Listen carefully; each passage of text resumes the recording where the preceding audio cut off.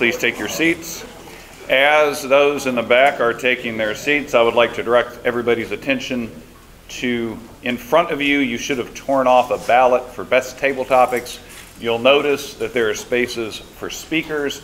Please give this feedback. Yes, they have evaluators today, but guess what? They have about 50 evaluators today. They have one that'll speak for a couple minutes, and they have you, so please give some feedback, even if you're new.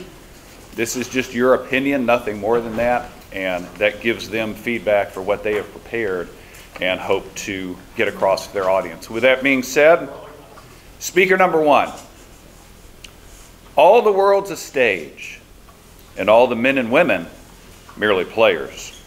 They have their exits and their entrances, and one man in his time plays many parts.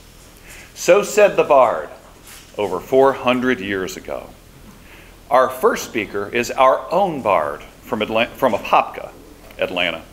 We'll look into his sixth act, well into his sixth act. This speech, looking back on an earlier act, is titled, The Journey of 1,000 Miles. Let's welcome him, DTM, Jordan Campbell.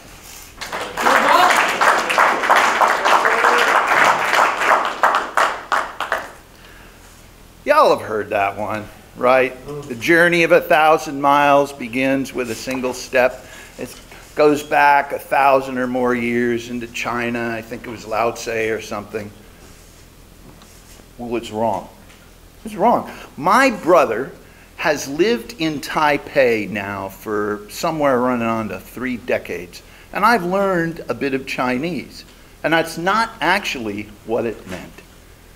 What Lao Tse was trying to say was, the journey of 1,000 miles begins with a single thumb. Now, a long time ago, when I needed to get from place to place, some of you have heard some of my stories. Year after year after year, I would thumb from Gainesville to northern Minnesota, the port of Duluth Superior on the Great Lakes, where I would work as a longshoreman. I would work for my father's ship chandlery, and I worked at, I hitchhiked to a number of other places as well. I not only stuck out my thumb, I picked up people along the way. And I gathered a few stories. So I have the story about the time after I graduated, when I was working in Sarasota as a waiter. Oh, and when I met the writers of Sarasota, but that's another story. And I'm driving back to my house from the restaurant, and there are these 2 girls from Sarasota High School. You could tell it's right outside the high school. So I'll take them a couple of miles down the road, and they got in my truck. And it wasn't until I got home that I realized my wallet was gone.